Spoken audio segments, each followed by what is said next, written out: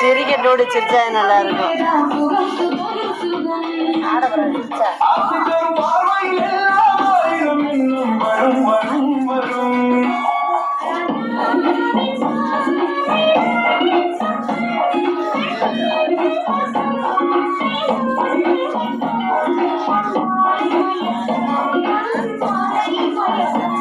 கண்ணிறைந்த காதலனை காணவில்லையா?